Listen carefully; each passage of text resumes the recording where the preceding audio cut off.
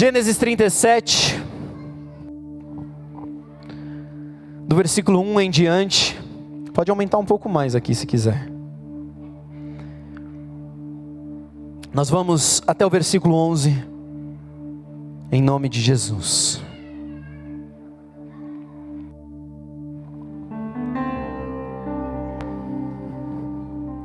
O Felipe, cadê o Felipe? Da mídia, esse aí tá com um labassúria ali, hein, mano, aumentou a letra até não querer mais agora.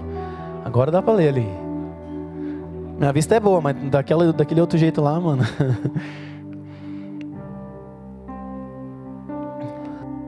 Aí tá na King James, eu tô na Ara, tá? Na Almeida Revista Atualizada. Gênesis 37, do 1 ao 11. Habitou Jacó na terra das peregrinações de seu pai, na terra de Canaã. Esta é a história de Jacó. Tendo José 17 anos, apacentava os rebanhos com seus irmãos. Sendo ainda jovem, acompanhava os filhos de Bila e os filhos de Zilpa, mulheres de seu pai, e trazia más notícias deles a seu pai. Ora, Israel amava mais a José que a todos os seus filhos, porque era filho da sua velhice, e fez-lhe uma túnica talar de mangas compridas. Vendo, pois, seus irmãos que o pai o amava mais que a todos os outros filhos, odiaram-no e já não lhe podiam falar pacificamente. Teve José um sonho e o relatou aos seus irmãos, por isso o odiaram ainda mais. Pois lhes disse: rogo-vos, ouvi este sonho que tive. Atávamos peixes no campo, e eis que o meu feixe se levantou e ficou em pé, e os vossos feixes o rodeavam, e se inclinavam perante o meu. Então lhe disseram seus irmãos: reinarás com efeito sobre nós? E sobre nós dominarás realmente?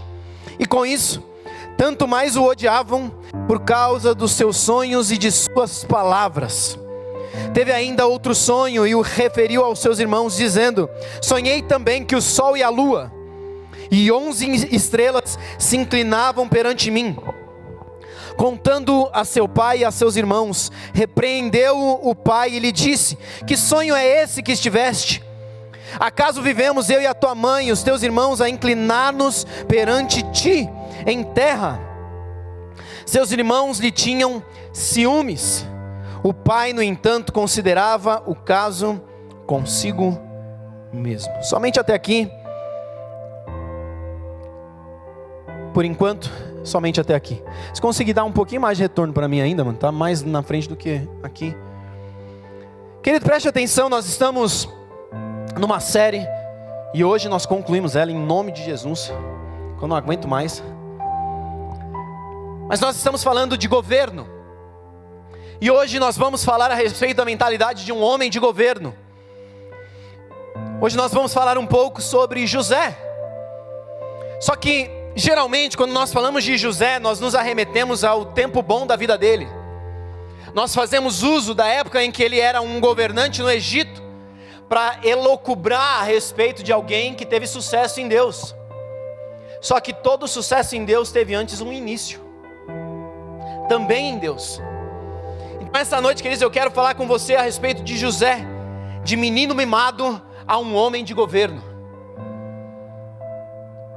O relato de José, queridos, ele é relativamente extenso. Ele começa aqui nesse capítulo 37, é a primeira menção de José, e ele vai acabar lá no capítulo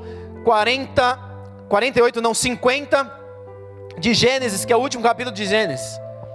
E nós vamos elaborar um pouco, eu não consigo ler tudo, seriam 14 capítulos para a gente ler aqui.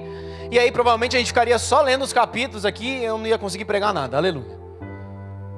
Então eu quero trabalhar um pouco com você algumas questões, algumas coisas que ele viveu como um todo.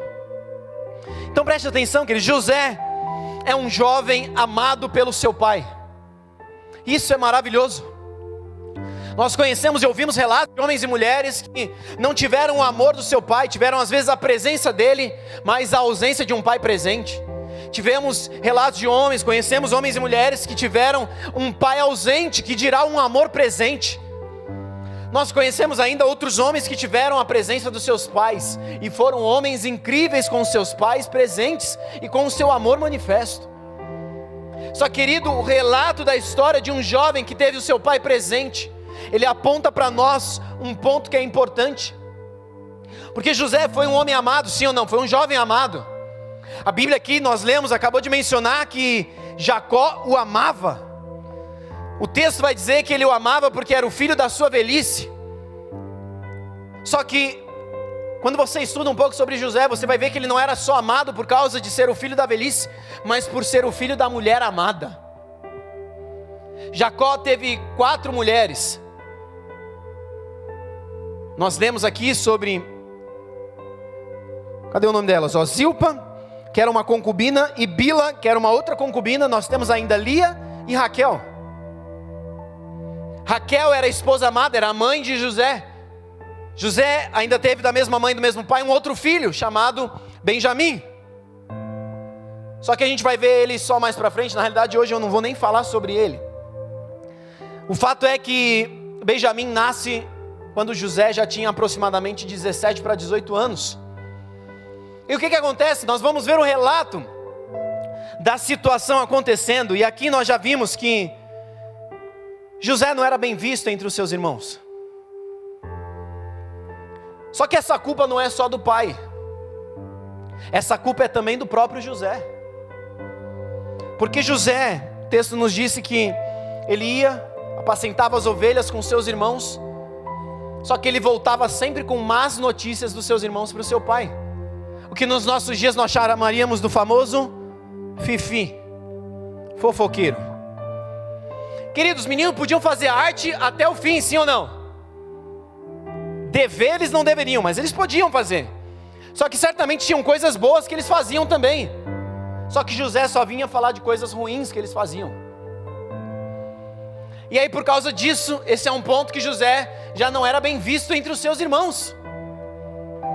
Cuidado, querido, talvez você não esteja sendo bem visto entre os seus irmãos, na família espiritual, porque existe algo que você está fazendo, mas esse é papo para outro dia. O que eu quero é que você entenda algumas coisas. Eu preciso te dar um pano de fundo. José, ele poderia ser mencionado aqui como o filho da preferência, o filho predileto. Quantos aqui tem mais de um irmão? Quantos aqui são nascidos e tem pelo menos você e mais um, não são filhos únicos? A gente sempre olha para o nosso irmão e fala, ele é o predileto do papai e da mamãe. Ou ela é a predileta do papai e da mamãe. Lá em casa tinha isso, a Rebeca era a predileta. Eu tenho certeza. Na minha mente infantil eu tenho essa convicção. Só que na minha mente madura hoje eu olho e falo, puxa, eu apanhei muito mais do que a Rebeca. E apanhei com gosto, só que também eu aprontei com gosto. E toda atitude sua tem uma consequência também. E hoje eu olho e falo, cara, eu ainda acho que eu apanhei pouco. Devia ter apanhado mais, talvez eu fosse menos louco. Porque a Bíblia vai dizer, né, que a vara da disciplina tira a loucura da criança. Só que quando a vara da disciplina não vem, a criança se torna um adulto maluco. Então tem um pouquinho de maluquice em mim, que foi a ausência de disciplina, aleluia. Foi graça, misericórdia dos meus pais comigo, porque eu era arteiro. Vocês acham que a minha irmã canta bem? Ah, é o caso que está ali, né? Mas a Rebeca, né? Cadê minha irmã? Minha irmã virou restaurante agora, aleluia. Mas ela canta bem porque eu ensinei ela a gritar. A responsabilidade foi toda minha. Deus lá de cima olhou assim e falou, não era nem para ela ser cantora, mas vamos aproveitar aí esse menino abençoado, dar umas aulas para ela. Então José era um filho predileto, só que Jacó, ele fazia questão de deixar isso claro. Jacó, como pai, ele até poderia olhar e falar, cara, eu amo mais esse menino, porque ele é o filho da minha amada Raquel, por quem eu trabalhei por 2 décadas. Mas ele não só declara esse amor, ele manifesta esse amor de forma diferente.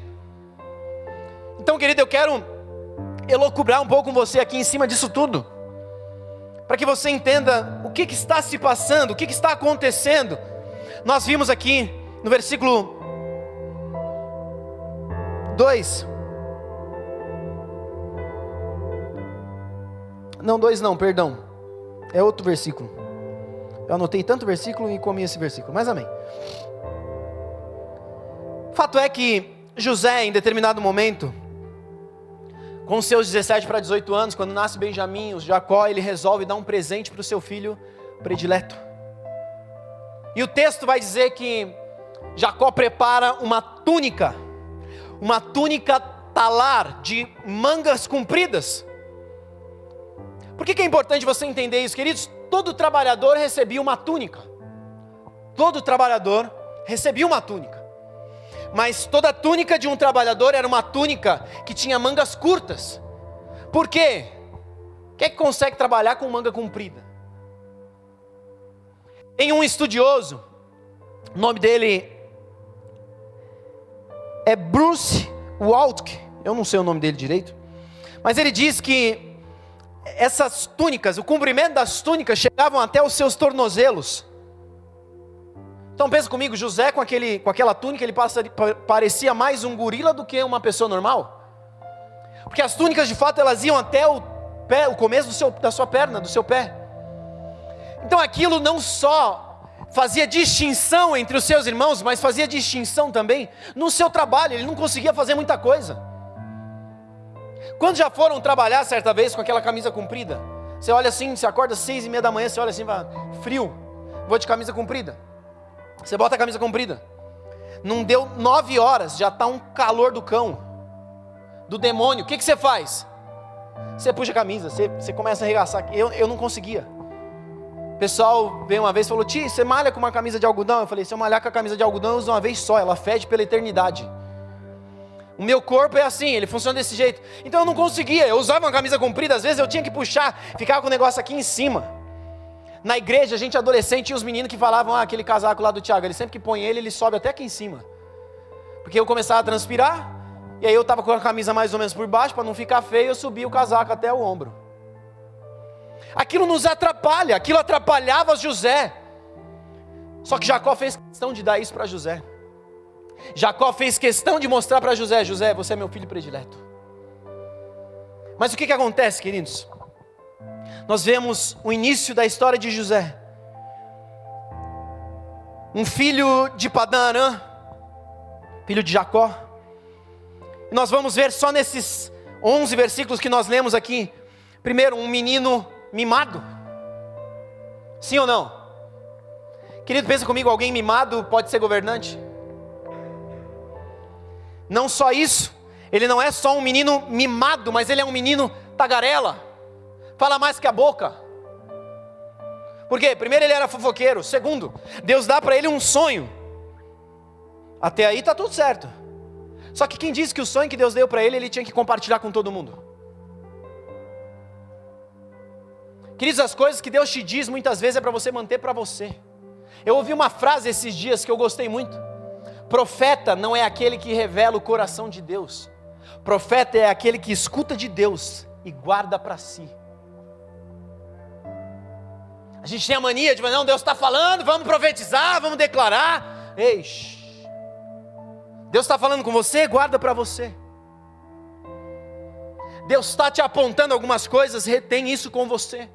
Se for a hora de falar, Ele vai dizer: abre a tua boca e fala. Se não, não seja um talarico igual o José aqui. Por que talarico? Não, é talarico mesmo. Primeiro ele foi tagarela, isso aí. Está amarrado, toda trava de língua. Mas ele foi talarico porque ele quis se enobrecer. Ele quis ser maior do que os seus irmãos já antes de ser qualquer coisa. Ele já era um menino mimado. E aí ele se vangloria. Ele se coloca: vocês vão me adorar, vocês vão se prostrar diante de mim. Sonho bom. Só que ele não imaginava que ele ia passar. Ele não imaginava que ele ia ter que viver para viver isso que Deus tinha apontado para ele. As promessas são boas sobre nós, sim ou não? Já estão com medo de responder. As promessas são excelentes sobre nós. Só que o processo para a gente viver o propósito, isso nunca é bom. Isso nunca é gostoso. Querido, José, dos seus 0 anos até os seus 17 anos, com 17 ele alcança um platô. Ele se torna o filho predileto. Eu vou com meus irmãos, eu fico olhando, volto e digo: pai, aconteceu isso, isso, isso. Eu não precisava fazer muito. Ele atingiu um ponto alto, talvez até ali o ponto de maior altura na sua vida, de maior estatura na sua vida. Só que preste atenção, querido, sempre que você atinge um ponto de estatura na sua vida, um ponto alto, você fala: cara, é o melhor momento da minha vida. Nessa hora Deus vem e poda. Para José se tornar o governante que ele precisava ser podado. Ele precisava ser forjado. Ele precisava ser moldado para que Deus pudesse fazer o que ele queria fazer. E aí vem os seus irmãos, pegam ele, se reúnem e dizem: vamos matar esse menino. Quero ver quem vai amar, quero ver quem vai adorar agora, quero ver quem vai se prostrar diante dele. Menino talarico, folgado. Só que aí tem um sensato ali, ou um menos maluco ali, né? E fala: não matemos a José. Peguemos a túnica dele, sacrifiquemos um animal, a gente faz até um churrasco, aleluia. Mas esfrega o sangue na roupa, entrega para o pai e diz: pai, ele morreu. E aí a gente vende ele. Maravilhoso, sim ou não? Para o propósito, maravilhoso. Para o processo, para os dias de José. Sabe, queridos, quando os irmãos se reúnem, pegam José, eles lançam José em um local. Quem sabe o nome do local? Uma cisterna. Tem vezes que nós estamos sendo lançados num buraco e a gente está olhando e dizendo: é cova. Mas o que Deus está dizendo para nós muitas vezes é: eis, fique em paz. Esse buraco que você está entrando não é cova. Esse buraco que você está entrando é para que algo possa ser germinado, é para que algo morra em você, mas não para que você morra. Para que a partir desse lugar você possa germinar, crescer, frutificar, prosperar em tudo aquilo que o Senhor tem para mim e para a sua vida. Então tem vezes que você está olhando e dizendo: é morte, e Deus está dizendo: é morte, não a sua, mas daquilo que te impede de viver aquilo que eu tenho para você. Nesse lugar José foi lançado. Imagina o coração de José ouvindo a conversa dos irmãos: mata, não mata, mata, não mata, vamos fazer, não vamos fazer, vende como escravo. Ele fala: ufa, pelo menos eu vou ficar vivo. Mas será que ficar escravo é bom? Para quem que eu vou ser vendido? Podem vir os filisteus, podem vir os hebreus, podem vir os outros, podem vir qualquer povo. E aí vem uns egípcios, eles vendem José para o Egito. José é levado como escravo. Queridos, preste atenção. A gente está olhando para um lugar dizendo que é fim, e Deus está dizendo: é só processo. A gente está olhando para um lugar e dizendo: Deus, acabou. E Deus está dizendo: eu ainda não acabei com você. Eu ainda não terminei com aquilo que eu quero realizar na sua vida. Existem coisas que eu preciso hoje fazer, que você talvez não esteja entendendo, para que de fato você possa desfrutar do propósito que eu tenho para você. Porque se você com esse coração alcançar o propósito que eu tenho para você, o propósito te rouba. A promessa vai te privar de viver o Deus que te deu a promessa. Então essa noite, queridos, uma das coisas que Deus está nos dizendo é: ei, eu não acabei com você.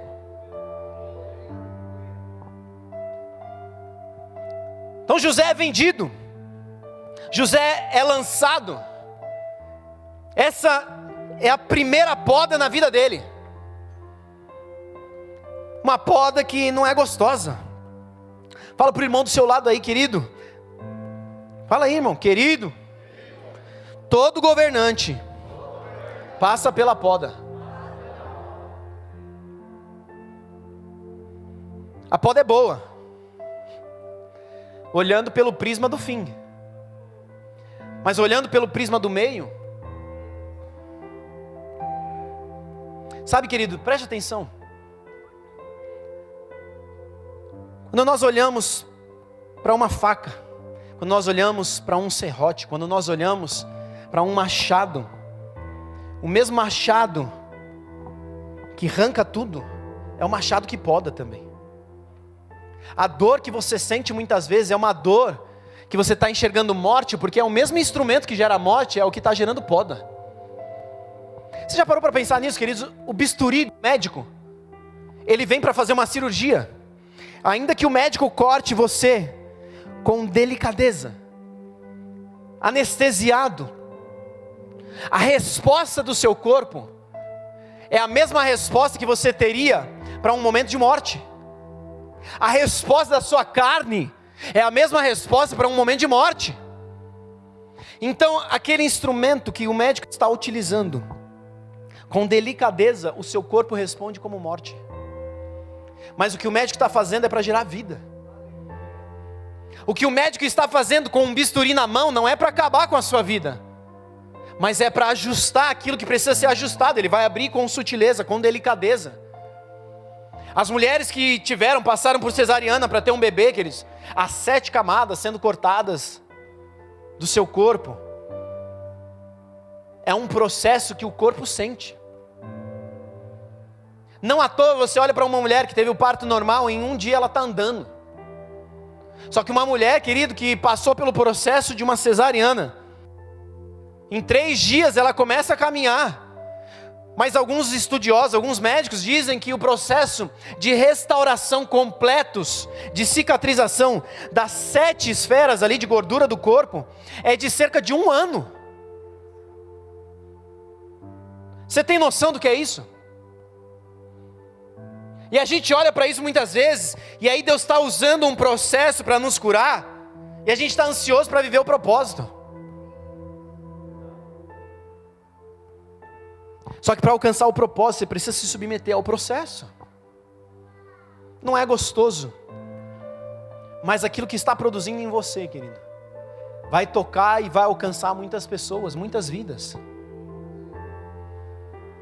A dor que Deus te cura é a cura que Deus manifesta.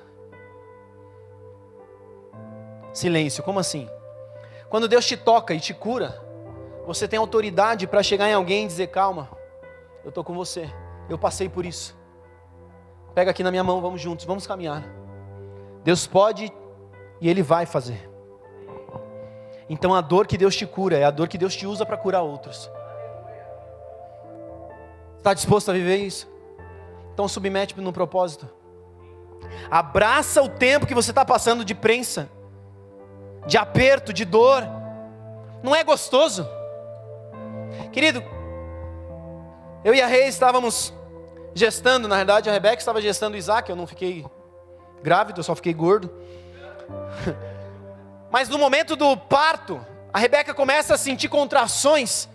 Em algum momento ela olha para mim e fala: me dá sua mão. Só que eu fui infantil, eu fui moleque. Eu dei a mão com a aliança no dedo. Ela apertou minha mão e eu só puxei. E naquela hora ela me olhou assim, eu falei: agora eu corro ou eu morro.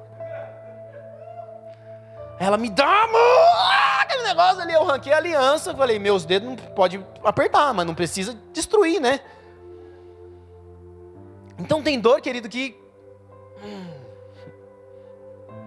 é difícil, vai doer, mas quando você desfruta do propósito, você esquece da dor. Sabe, hoje eu estava pensando, refletindo aqui no culto. Penso que o Espírito Santo me levou a refletir sobre algumas coisas, a pensar em 6, 7 anos atrás, o momento que nós vivíamos enquanto igreja. As paredes ainda eram brancas, agora elas são pretas. Que Deus nos livre de todo pecado, aleluia. Mas ver todo o processo que nós vivemos, e o ambiente que nós desfrutamos hoje, e olhar para trás, nos remete, nos leva a um lugar de gratidão ao Senhor. Só que o processo que nós vivemos nesses 7 anos, querido, foi gostosinho. Quem estava gostando bastante era o diabo, de toda a dor que a gente sentia. Mas quando a cura vinha, quando a manifestação do Senhor era derramada, como ela foi derramada hoje sobre nós, aí o diabo olha e fala: que droga. É o diabo olhando para a cruz dizendo: venci o Jesus, aleluia. Só que 3 dias depois ele olhando, Jesus ressuscitando, ele dizendo: misericórdia, Senhor.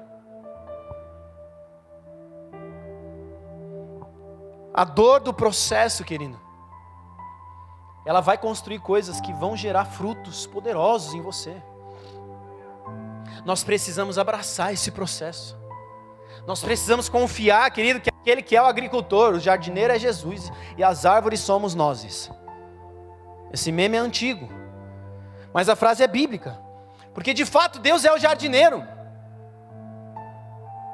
Só que, querido, preste atenção, ele está gerando, ele é o agricultor, ele está constituindo todo um jardim, para que esse jardim frutifique, mas não é em uma colheita. Ou você acha que a gente planta lá uma semente, espera, ela cresceu, germinou, deu fruto uma vez, arranca, vamos plantar outra coisa? Não, vem as estações, e entre cada uma das estações vem as podas. A poda não é boa, a poda não é gostosa, o momento não é pertinente muitas vezes, mas Deus olha e fala, eu preciso podar, porque eu preciso que você continue dando fruto, porque eu quero que você continue frutificando. Qual seria o sentido, querido, de em algum momento, Deus plantou você, Deus cuidou de você, Deus adubou você, aí lá na frente você frutifica, mas você dá um fruto azedo.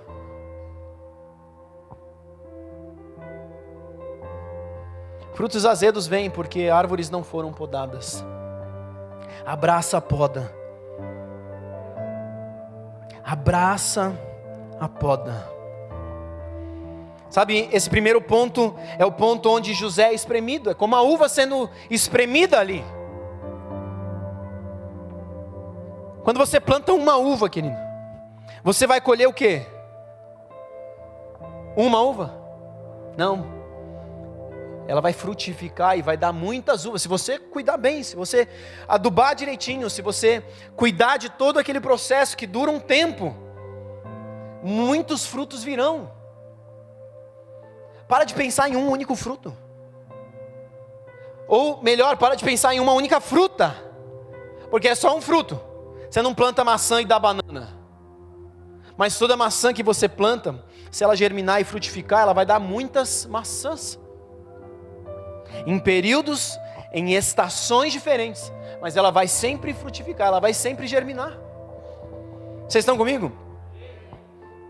José chega no Egito, e aí naquele lugar, ele olha e fala, cara, eu nunca morei numa cidade grande.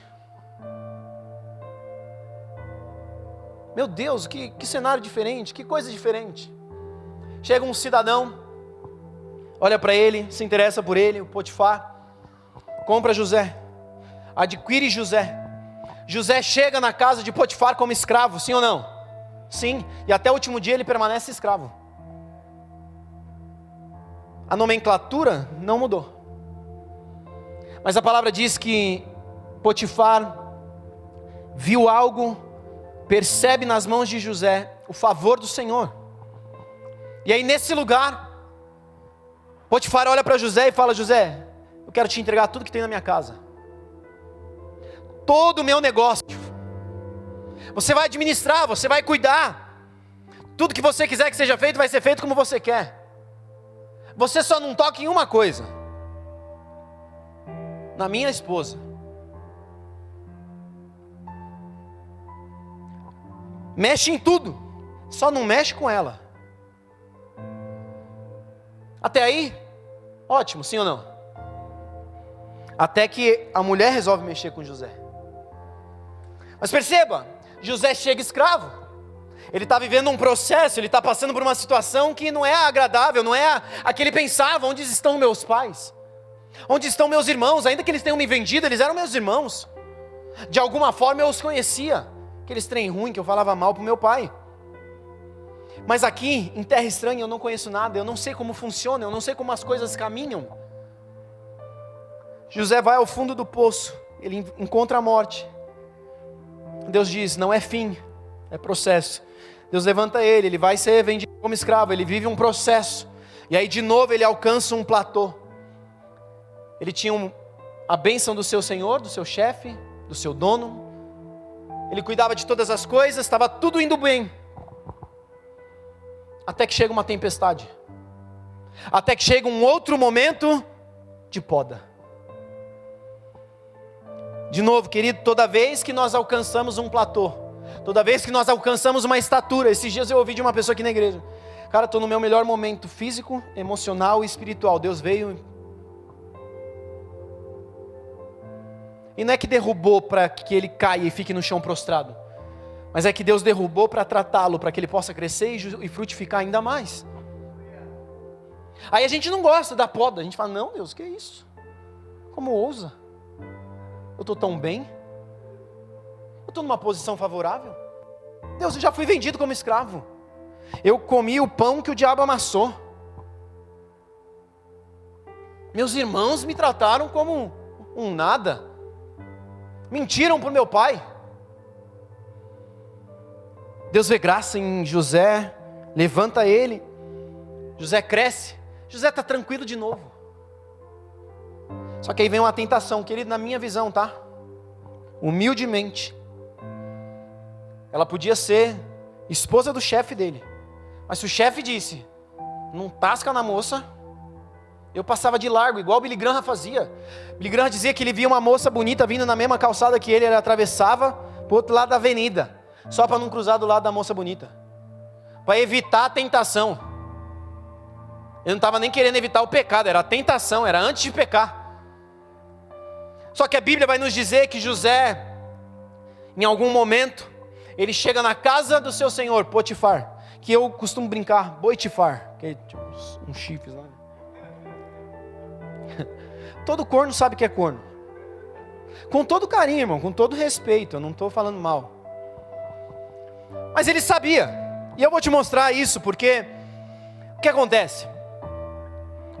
A dita cuja, que devia ser bonita, porque para José ficar ali dando sopa, ao ponto dela vir agarrar ele, e ele não correr, querido, pensa comigo. O menino foi vendido com 18 anos. Com 18 anos a gente está o quê? Os hormônios não estão à flor da pele, os hormônios já chegaram antes que a pele. Ele está ali, Deus, eu não posso. Ela é bonita.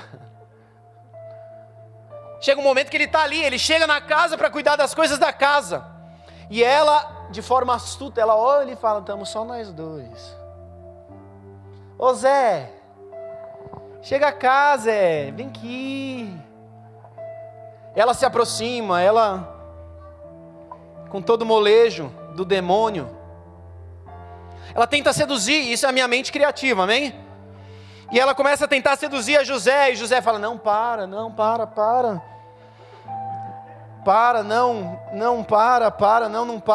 sim, me deixa, me erra. E aí ela arranca a camisa dele, ele se dá conta, ele fala, não, eu não posso. Preste atenção, querido. Gênesis 39, do 7 ao 9. Aconteceu depois dessas coisas, que a mulher de seu senhor pôs os olhos em José, e lhe disse, deita-te comigo. É a frase dos nossos dias, vem em mim que eu estou facinho. Ele porém recusou e disse à mulher do seu senhor, tem-me por mordomo o meu senhor, e não sabe do que há em casa, pois tudo que tem, me passou ele às minhas mãos. Ele não é maior do que eu nessa casa, em nenhuma coisa me vedou, senão a ti, porque és a sua mulher. Como pois cometeria eu tamanha maldade, e pecaria contra Deus? Nesse momento José se lembra de Deus, aleluia. Ou pelo menos é a primeira menção dele lembrando, não sei se ele lembrou antes. Tenho para mim, a Bíblia não diz, mas tem para mim que ele estava meio ofendido com Deus. Como deixa? Você me deu um sonho? Foi você que disse que eu governaria. Aí você pega aqueles meninos sem vergonha, que eu contei tudo pro meu pai, e deixa eles me pegarem e venderem, e aí eu fico aqui como escravo. Mas certamente José passou por um processo até ele liberar o perdão por algo que Deus nem fez contra ele. E aí chega nesse ponto. Queridos, ele passa de um menino mimado a alguém satisfeito, responsável, diligente com aquilo que foi colocado nas suas mãos. O primeiro processo de mudança na vida de José que nós vemos segundo a Bíblia é ele deixar de ser um mimadinho. Ele ainda era favorecido, existia sobre ele uma graça do Senhor. Querido, um menino chega com 17, 18 anos vendido. Eu não sei se você já estudou, mas provavelmente entre o relato da venda e esse momento aqui não se passaram 2 anos. Então José tinha no máximo 20 anos. Querido, José é vendido como escravo. E aí ele chega com essa idade ainda tão jovem, e o Senhor dele coloca tudo nas mãos dele. Existia claramente uma graça do Senhor sobre ele. Mas em meio a essa graça do Senhor sobre ele, existia nele também um senso de responsabilidade. Ele não era mais um mimadinho de papai, mas ele era alguém agora diligente. Diligente é alguém, querido, que é cuidadoso, é alguém que é aplicado. Como é que nós percebemos isso? Porque ele chega na casa para cuidar das coisas do seu Senhor. Ele diz, cara, o meu Senhor não sabe de nada que tem aqui, mas não falta nada para o meu Senhor. Tem tudo aqui. Eu sou responsável por tudo aquilo que ele precisa nesse lugar. Eu só não posso tocar nessa abençoada. Aleluia. Você vai ver que o texto vai correr. Ela agarra ele, ela arranca a camisa dele. Ali ele fala, como eu pecaria contra o Senhor. Ele corre. Quando ele corre, ela começa a gritar. Ele tentou me atacar, ele tentou me atacar. Mentirosa. Além de promíscua, era sem vergonha e mentirosa. Mas como dizem, o amor é cego, né? O Boitifá chega, escuta. E querido, pela lei da época, o Potifar podia pegar José e mandar sacrificar, mandar matá-lo. Morre, diabo. Só que ele não faz isso, ele manda José preso.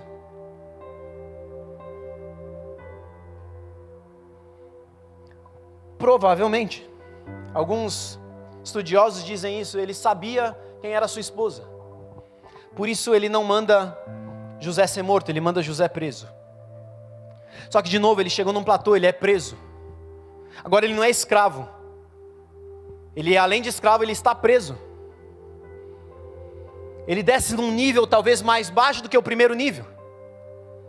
O texto vai nos dizer que ele é escravo, ele é preso agora na prisão do faraó. Então o negócio ficou mais estreito aqui. Ele chega num platô e Deus vem de novo e fala, muito bom, servo bom e fiel, vamos podar de novo. A gente fala, não, eu tenho unção de governo, vou governar sobre as nações, igual o José no Egito, né? Só que ninguém quer viver o processo que José viveu para chegar na posição que ele chegou. Querido, quando eu estou falando aqui hoje de José, como alguém que governa, eu não estou falando para você, para governar, que você vai ser um deputado, um prefeito, um governador, um presidente da nação. Pode ser que tenha alguém no nosso meio com isso, com esse chamado, com esse propósito também. Mas o que eu estou dizendo para você é, querido, você foi feito rei e sacerdote. Você foi feito para governar sobre si em primeiro lugar. E esse é um processo que todos nós precisamos viver. Então mergulhe, seja submerso nessa realidade sobre a sua vida. Existem coisas que nós precisamos governar, para nós desfrutarmos de coisas maiores no Senhor. Então aceita, abraça o processo. José então chega na prisão e ele vive um novo processo. A gente vai ver Gênesis 39 agora. Do 20 ao 22, perdão. Começa dizendo, e o Senhor de José, no caso aqui Potifar, o tomou e o lançou no cárcere, no lugar onde os presos do rei estavam encarcerados. Ali ficou ele na prisão. O Senhor, porém, era com José. Preste atenção, querido. Como é que você vai dizer que Deus era com José se José estava sendo lançado no cárcere? Qual é a dor que você está enfrentando hoje, que você está dizendo, Deus não é mais comigo? Para de olhar para a situação e esquecer do seu Deus. Continua olhando para Deus e absorve que a situação tem muito mais a ver com Ele do que com o seu desejo. Eu não estou entendendo, Deus. Quando foi na Bíblia que Deus disse, então me buscareis e entendereis? Não tem isso na Bíblia. Deus nunca disse que você tem que entender nada.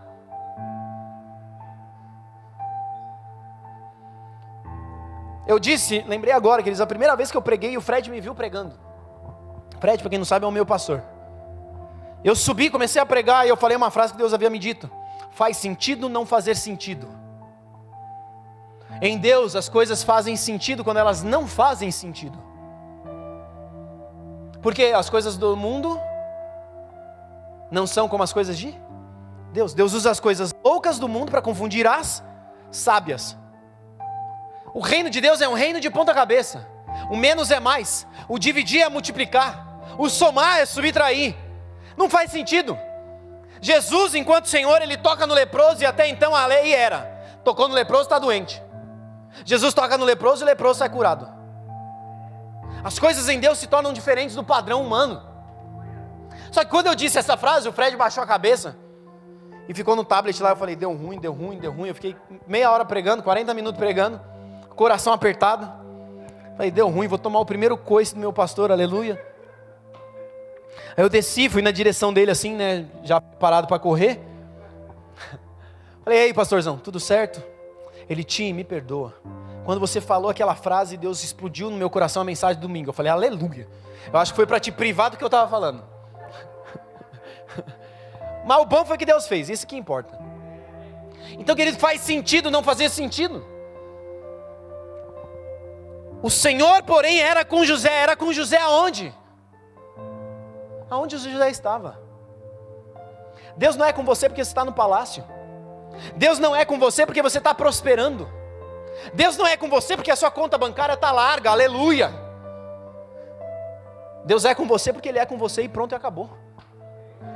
Não tem a ver com a sua conta, não tem a ver com o processo que você está vivendo. Ele é com você porque Ele quer te levar para um propósito que Ele já declarou sobre você desde a eternidade, desde antes da criação do mundo. Ele já dizia para nós: eis que os meus pensamentos são melhores que os seus. Aí você está passando na prisão e você diz: que pensamento é esse? Que tipo de pensamento é esse que está passando na cabeça de Deus?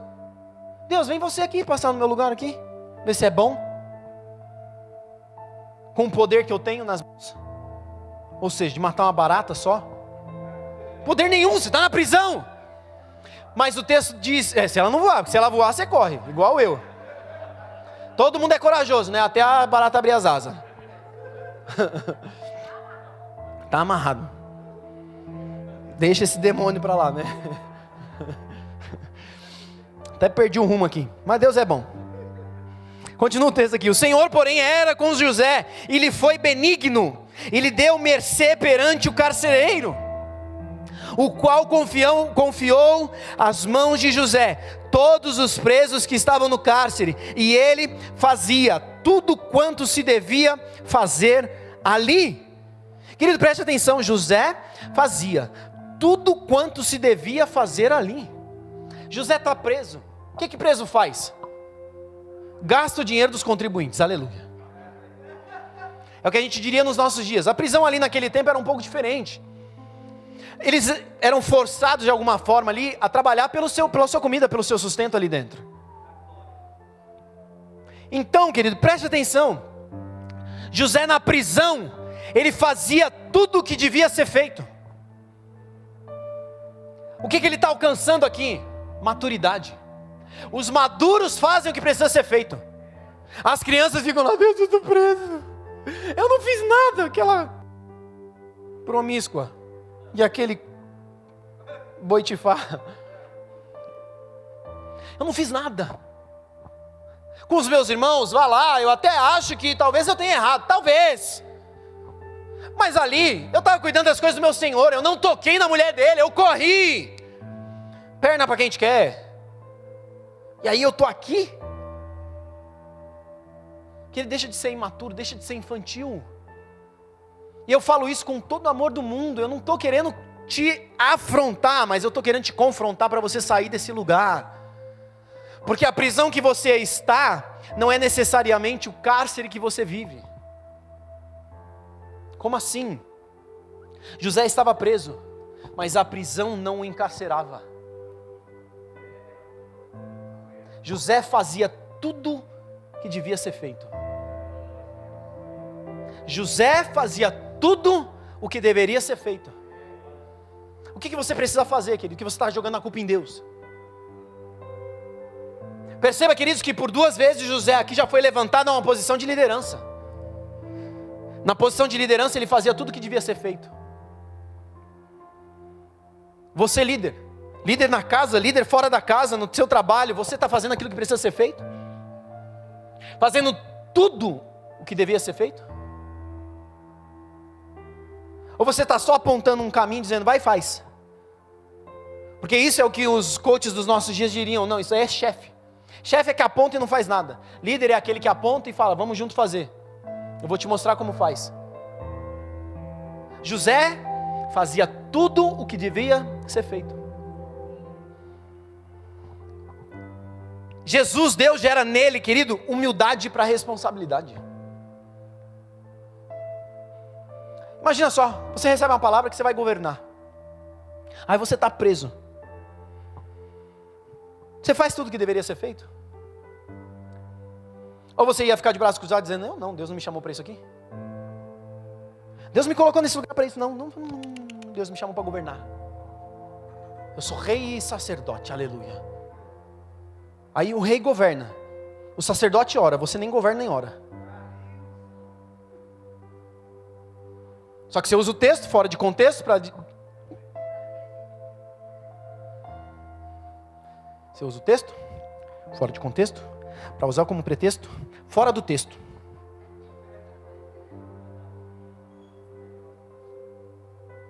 Para justificar aquilo que você não vive, como se a culpa fosse de Deus, como se a responsabilidade fosse dele. Deus, você errou, você mirou errado, você falou que eu ia governar, não que ia ser preso, não que ia ser vendido como escravo. Só que Deus ainda precisava gerar uma outra coisa no coração de José, para que quando ele alçasse, fosse alçado a posição, querido, de governo, ele não usurpasse dessa posição em favor de si. José é preso, ele está ali, ele encontra benevolência, mercê perante o carcereiro-chefe. E aí o que acontece?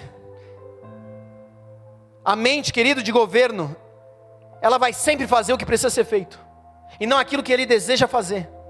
Ele é diligente, ele é alguém que assume responsabilidade. Ele não fica arrumando desculpa, pretexto, ele não fica apontando para ninguém.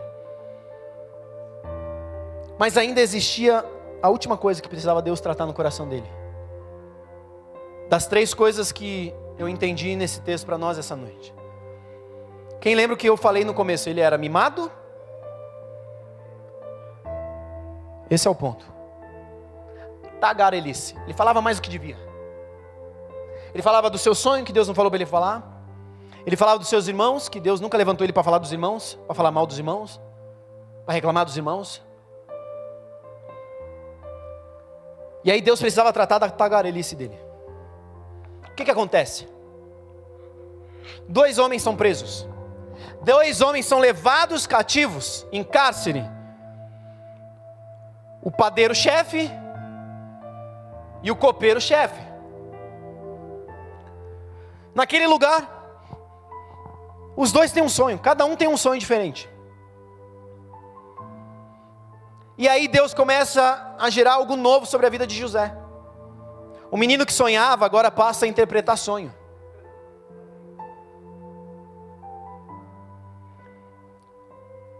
O copeiro sonha, em algum momento, nas conversas de corredor do cárcere, aleluia. Eu acredito que José escuta e fala, cara, ó, Deus me mostrou isso, isso, isso, assim, assim, assado. E aí o padeiro escuta e fala, boa coisa, ó, o meu sonho foi esse, na expectativa de receber também algo bom. E aí José vira e fala, o seu sonho já não é tão bom, você vai morrer. Só que ele faz uma coisa, José faz uma coisa. Ele vira para o copeiro e diz, copeiro, quando você for alçado de novo a posição de copeiro-chefe, lembre-se de mim. Querido, mente de governo não tenta se enobrecer. Mente de governo não tenta se levantar a uma posição que você ainda não foi chamado para estar lá. A mente de governo não vai ficar tentando, lembra de mim, hein? Foi eu que fiz, hein? Foi eu que orei, hein? O menino estava com dor nas costas, foi eu que orei, ele que foi curado. Foi por causa da minha oração. Eu que sou bom. Foi eu que revelei o sonho. Foi eu que profetizei, né? Nem profetizei. Fui eu. Lembra-te de mim. Não, querido, esquece de mim. Eu não tenho nada de bom senão Cristo. que já é pouco, preciso de mais. Nós precisamos olhar para nós mesmos, queridos, com um senso de humildade. Humildade é você saber quem você é. Humildade é você saber também quem você não é. Agora preste atenção, imagina só se aquele copeiro é restaurado à posição de copeiro-chefe. Naquele momento da vida, naquele momento da história do Egito, qual era a função que Faraó precisava naquela hora? Se entrasse no LinkedIn ia estar lá, precisamos de padeiro-chefe. Só que Deus não queria levantar um padeiro-chefe, Deus queria levantar um governante. No momento errado, se você for alçado, você vai ser alçado para posições que não são as que Deus levantou sobre você. Continua confiando naquilo que Deus está fazendo. Quem começou aquela obra é fiel para cumpri-la. Ele tem um bom plano para cada um de nós. Eu é que sei os pensamentos que tenho a vosso respeito, são pensamentos de bom e não de mal. É de bem, tá? Fica tranquilo. Para lhes dar um fim e um futuro. Ele continua tendo bons planos. Só que para você desfrutar daquilo que Deus tem para você, o processo vai vir, a poda vai vir. E essa poda aqui foi diferente. Porque agora José fica esquecido por 2 anos. José está ali. Imagina só, Deus, eu revelei o sonho do cidadão. Eu revelei o sonho do outro cidadão que o Senhor já levou, que Deus o tenha. Já foi levado, já foi morto. E tudo certinho. Até parece que eu não sou homem de Deus. Quantas vezes a gente duvida de Deus em nós? Quantas vezes a gente olha para o cenário e fala, Deus está... Acho que foi tudo desviado aqui na igreja. Só eu, querido, que me coloco nessa posição. Quantas vezes eu não olho para a igreja assim, eu vejo a igreja e eu falo, Deus, tudo doido. Como é que eles estão acreditando em mim? Nem eu acredito em mim às vezes. Na maioria das vezes nem eu acredito em mim. E aí Deus vem e fala, mas tá certo, não tem que acreditar em você. Eu falo, Deus, me ajuda, eu estou mal agora. E Deus fala, mas eu estou te ajudando. Que a ajuda que você quer não é a ajuda que você precisa. O processo que a gente quer, na realidade, é o alcançar o propósito. Mas o propósito que a gente precisa é o processo que a gente tem que viver. Porque se a gente alcança, de novo, querido, se a gente alcança o propósito sem passar pelo processo, vai dar ruim. Aí você vai passar pelo vale da sombra da morte. Não é pelo vale da bênção. E aí José passa por esse período 2 anos esquecido. Mas enquanto José pensava que ele estava esquecido, Deus estava fazendo. Querido, eu quero dizer de novo, Deus sabe o que Ele está fazendo. Deus ainda não acabou com você. Deus ainda não acabou com você. Existe um processo que você está vivendo que vai te levar para um propósito que Deus tem estabelecido desde a eternidade. Mas se até Jesus, que era Jesus, passou 30 anos, querido, no anonimato, vivendo um processo que ele precisava viver enquanto homem, que dirá cada um de nós? Depois ele é alçado a uma posição de visão. Na região ele foi muito conhecido, mas ainda assim dentro dessa posição de visão, ele passou por mais 3 anos de processo. Aí um processo que ele teve que passar junto com os seus discípulos, para que quando ele fosse alçado, a história não acabasse ali. Porque a igreja que nós vivemos hoje começou com 12 meninos. O mais velho, quando Jesus foi alçado ao céu, devia ter 21 anos. Ei, jovens, existem coisas que Deus quer fazer por meio de você. Alice, no país das trevas lá, aleluia. É algo que Deus quer fazer por meio de vocês. E existe graça sobre vocês que não está sobre mim. Eu sou bom para subir aqui e fazer umas palhaçadas, fazer teatro, maluco. Quando eu fui tentar fazer um teatro, eu fui tentar fazer teatro por causa de nota na escola. O papel que me deram, árvore. Na época eu tinha cabelo, fazia algum sentido ainda. Hoje em dia não ia dar para nada. Ou uma... que vigia, varão. Terra não, né? Uma árvore seca. De galhos talvez tinha, né? Mas deixa para lá. Então existe uma graça que está sobre você que não está sobre mim. A obra que nós vivemos e realizamos aqui, queridos, ela depende de você. Como prioridade, como primazia, ela depende primeiro de Deus. Mas em segundo plano, ela depende de você. Tudo que vivemos, tudo que fazemos nesse lugar, queridos, não poderíamos viver sem vocês. Imagina eu cantando aqui no lugar da Rebeca. Os que falaram o sangue de Jesus são os que cantam pior que eu. Né? Geralmente é assim mesmo, né? Aquilo que você olha para o outro e aponta assim, é o que tem 3 apontando para você aqui, ó. Para de falar mal dos irmãos, hein? Mas preste atenção. Passado então esse período de 2 anos, José, ele ainda estava esquecido. Faraó tem um sonho. Faraó tem um segundo sonho. Ele reúne os conselheiros, os sábios, e lança para eles o sonho e fala, e aí? E aí os conselheiros dizem, e aí nada. Aqui nada. E aí? A história vai, a história vem. Até que o copeiro-chefe, de repente, como num rompante, ele fala, ô faraó, meu senhor, quando fui preso, há 2 anos atrás, a Bíblia vai dizer, que eles abrem aí, ó, Gênesis 41, 15 e 16. O copeiro chega diante do faraó e diz, este lhe disse, tive um sonho e não há quem o interprete. Ouvi porém dizer a teu respeito que quando ouves um sonho... não, isso aqui já é um pouco mais para frente. Versículo 9. Coloca aí para nós, versículo 9. Então disse a Faraó, o copeiro-chefe, lembro-me hoje das minhas ofensas. Estando Faraó muito indignado contra os seus servos e pondo-me sob prisão, na casa do comandante da guarda, a mim e ao meu padeiro-chefe, tivemos um sonho na mesma noite, eu e ele, sonhamos e cada sonho com a sua própria significação.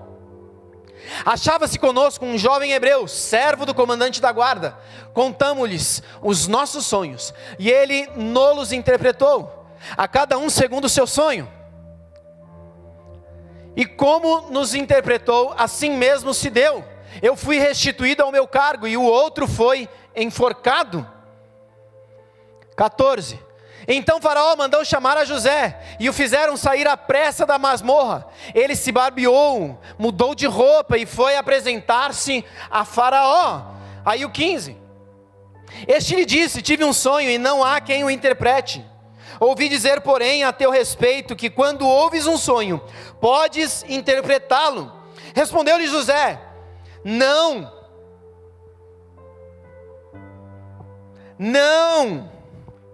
está isso em mim, mas Deus dará resposta favorável a Faraó.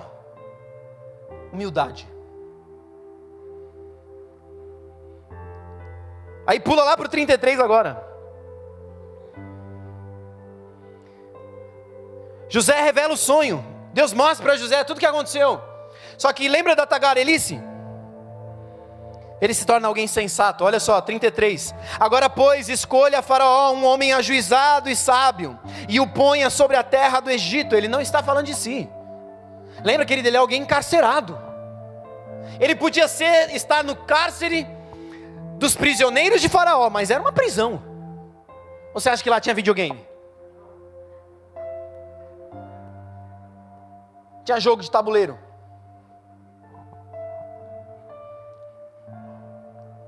Faça isso, Faraó, e ponha administradores sobre a terra, e tome a 5ª parte dos frutos da terra no Egito, nos 7 anos de fartura. Ajuntem os administradores toda a colheita dos bons anos que virão, recolham cereal debaixo do poder de Faraó, para mantimento nas cidades, e o guardem. Assim o mantimento será para abastecer a terra nos 7 anos da fome, que haverá no Egito, para que a terra não pereça de fome. Querido, preste atenção, humildade. José talvez estivesse dentro dele dizendo: Deus, esse cara sou eu, mano. É agora que eu vou governar. Mas agora eu não vou me enobrecer, agora eu não vou me levantar, agora eu vou segurar minha língua. Faraó, levanta alguém, coloca na posição de líder, de administrador, de gerente de tudo isso. Prepara os administradores, faz assim, assim, assado. Ele dá a direção, ele aponta o caminho, mas ele ainda não havia sido outorgado de autoridade. Então ele mostra o caminho e fala: é nóis, valeu.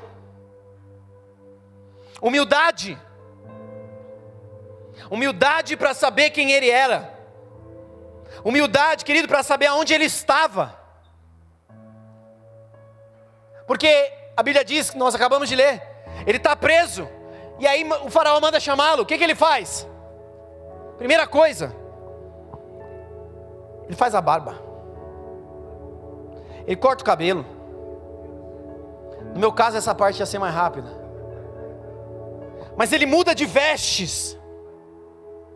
Esse é o quarto ponto de mudança de veste na vida de José. A Bíblia diz, ou se você for estudar um pouco, você vai ver que toda mudança de veste na vida de José era um nível de autoridade que ele adquiria. Era uma mudança de estatura que ele vivia. Era uma posição que Deus estava alçando ele, mas ainda assim Deus continuava vindo e podando. Deus estava circuncidando para um propósito, não castrando para acabar com a geração ali. Então entenda, querido, ele era humilde. José fez a lição de casa. Quando o faraó manda chamar José, eu acredito que faraó vai procurar saber quem é esse cara. Chama o chefe da guarda da prisão do faraó. Quem é esse cara? Senhor, ele é José. O que ele fez? Ele foi preso porque o Potifar disse que ele pegou a mulher dele. E aqui na prisão, como é que foi? Nesse período que ele passou aqui, eu entreguei tudo nas mãos dele. Ele não deixou de fazer nada que precisava ser feito. Ele fez tudo que deveria ser feito. Querido, imagina o José entrando na cela dele, trancando a cela e jogando a chave. Estou aqui dentro, estou preso. Minha mente criativa, ela é às vezes até demais. Mas quando a Bíblia nos diz que ele fazia tudo o que deveria ser feito, querido, era isso também. Porque alguém que está preso, dorme na prisão. Ou deveria pelo menos, né? Então ele está inserido ali, para viver tudo aquilo que ele tinha que viver. E aí faraó olha e fala: quem é esse cara? O que aconteceu? O que ele viveu? O que ele já passou? E aí ele desfruta, nesse momento, de tudo aquilo que ele plantou. Integridade. Os 3 processos de transformação que ele precisou viver, aqui ele colheu. Porque ele se submeteu a um processo. Querido, na casa de Potifar, ele podia ter pegado a mulher e corrido. Mas um coração íntegro não toca naquilo que não deve ser tocado. Vocês estão aí? Então o faraó chama ele. Só que quando José chega, José foi tomar banho, José foi fazer a barba, José foi fazer o cabelo. Nesse processo, o faraó busca informações. Quando José chega e aponta, tem que fazer isso, tem que fazer aquilo, tem que fazer aquilo outro. Aí o texto vai continuar, versículo 37. O conselho foi agradável a faraó e a todos os seus oficiais. Disse faraó aos seus oficiais: acharíamos porventura homem como este, em quem há o Espírito de Deus? Aí eu imagino já José, igual Chaves. Esse cara sou eu. Depois diz faraó a José: visto que Deus te fez saber de tudo isso, ninguém há tão ajuizado e sábio como tu. Administrarás a minha casa. Quando ele chega no Egito, ele administra o quê? A casa do chefe do exército. Agora ele estava administrando a casa do chefe do chefe. Administrarás a minha casa, e a tua palavra obedecerá a todo o meu povo. Somente no trono eu serei maior do que você. Você tem noção do que é isso? Disse mais Faraó a José: vês que te faço autoridade sobre toda a terra do Egito. Então tirou Faraó o seu anel de sinete na mão e o pôs na mão de José. Pelo vestir roupas de linho fino, e lhe pôs ao pescoço um colar de ouro, e fê-lo subir ao seu segundo carro. E clamavam diante dele: inclinai-vos, prostrem-se. Desse modo o constituiu sobre toda a terra do Egito. Disse ainda Faraó a José: eu sou Faraó, contudo sem a tua ordem ninguém levantará mão ou pé em toda a terra do Egito. E a José chamou Faraó de Zafenate-Paneia, e lhe deu por mulher a Azenate. Zafenate casou com Azenate, filha de Potífera, sacerdote de On, e percorreu José toda a terra do Egito. Preste atenção, querido. Faraó levanta José, dá o anel para ele, fala: cara, está tudo na sua mão, eu só sou maior que você no trono, mas de restante você tem toda a autonomia. Ninguém vai levantar uma perna se você não disser, ninguém vai levantar um braço se você não disser.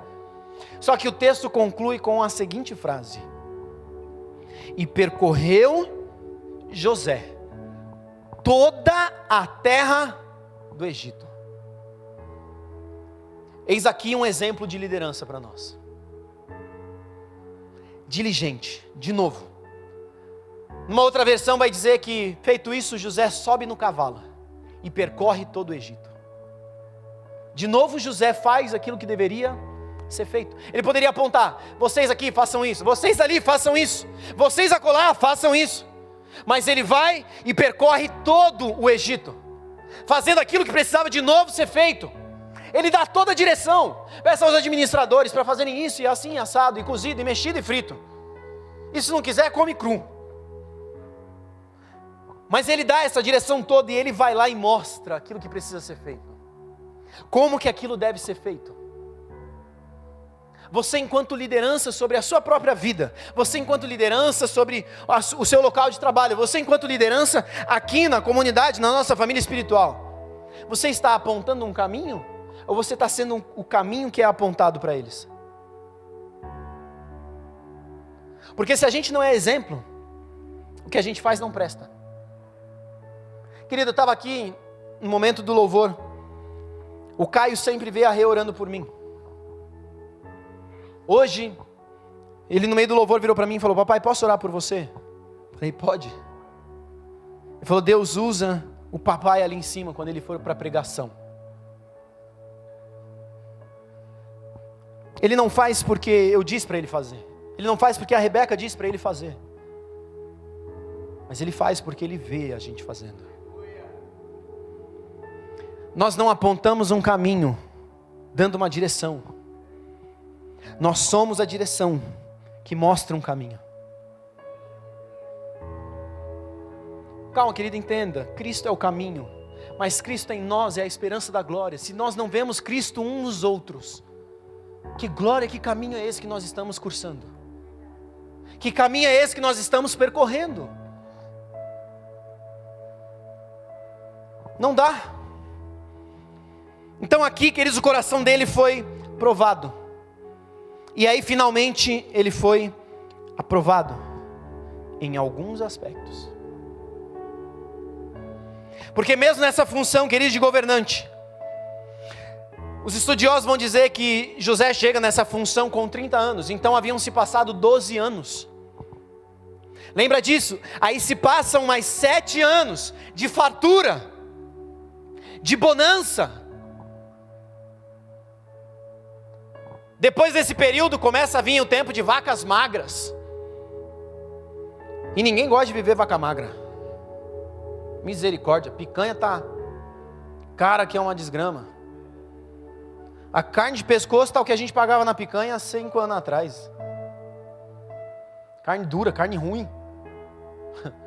Mas deixa esse papo para lá.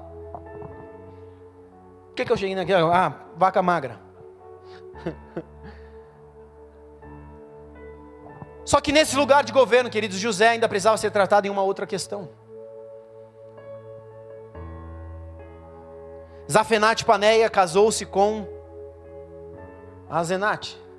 E aí Zafenate e Paneia com Azenate tiveram 2 filhos. Eu não sei se você já pensou sobre isso. Mas nesse lugar, de novo José precisa viver uma outra poda. Então vamos recapitular. Filho predileto, posição e estatura de maior nível na sua casa, debaixo do seu pai, não existia ninguém mais importante e especial. O cuti. Deus vem e fala, poda. Vendido como escravo, chega na casa de Potifar, alcança a estatura de segundo na casa de Potifar. Cuidava de tudo, não precisava sair à guerra, não precisava brigar com ninguém, só precisava administrar bem. E não tocar na Gesa.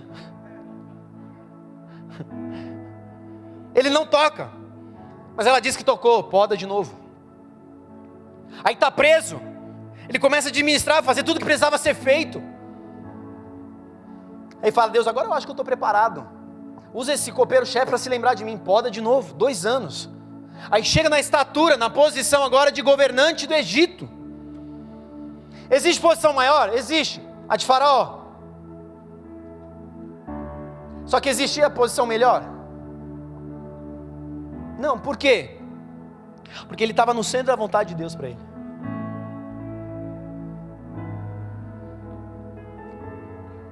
Se eu não me engano, C.S. Lewis diz isso.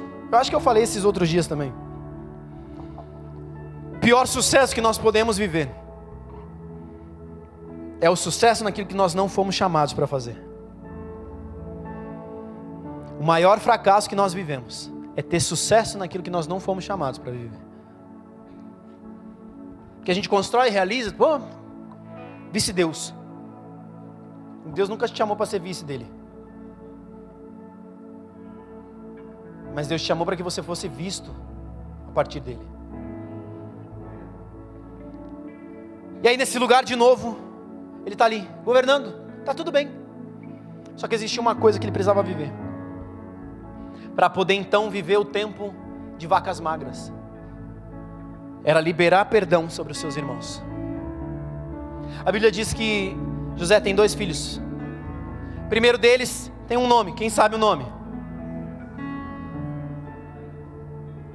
Primeiro filho, Manassés. Manassés significa, Deus me fez esquecer todo o meu sofrimento na casa do meu pai. Existia ainda, querido, rancor no coração de José. Mas para viver tudo que Deus tinha para ele, existiam ainda algumas coisas que ele precisava viver. Um processo de liberar perdão. Querido, nós vamos adentrar em algum momento nas nossas vidas, num tempo de prensa, num tempo de vacas magras. E nesse lugar você precisa deixar o passado para trás, porque o passado pesa. Se você continua carregando aquilo que você viveu no passado, você está impedido de viver o seu futuro, porque você está abraçado com o passado.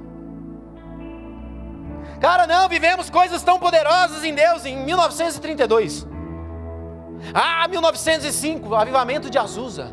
Glória a Deus, que tempo glorioso. As crianças brincavam de esconde-esconde na nuvem de glória na igreja. Isso é relato verídico. As crianças correndo para lá e para cá, cadê? Sumiu, está aí dentro da nuvem. Só que a gente está preso ao passado. A gente não está vivendo o presente, aquilo que Deus tem para nós hoje. Sabe, querido, você talvez pense, não, podia viver um tempo de avivamento contínuo. A igreja sucumbiria ao avivamento. Existem estudiosos, historiadores que dizem que a igreja não suportaria um avivamento contínuo. Ela se corromperia dentro de um avivamento. Manifestação, poder, cura, milagres. Que ele já vi relato de avivamentos onde as prisões tiveram que ser fechadas, os policiais tiveram que ser demitidos, porque não tinha roubo, não tinha briga, não tinha briga de farol, de trânsito. Os bares foram fechados porque o povo não queria mais bebida. O povo ia para estádio não é para assistir jogo de futebol, mas para ver a manifestação do Senhor se movendo.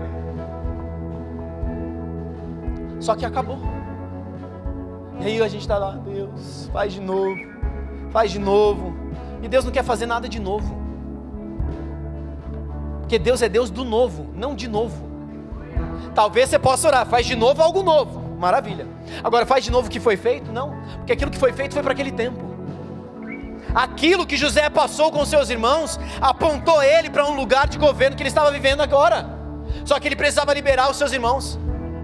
E aí lá na frente ele vai dizer para os seus irmãos: ei, fiquem tranquilos. Não foram vocês que me enviaram ao Egito, foi Deus que me enviou ao Egito para que hoje nós tivéssemos provisão. Só que nesse momento ele precisou liberar perdão. Se esqueça daquilo que passou. Larga de mão o que foi. Larga de mão aquilo que você viveu lá atrás. Querido, pensa comigo. Foi um trauma ou não foi?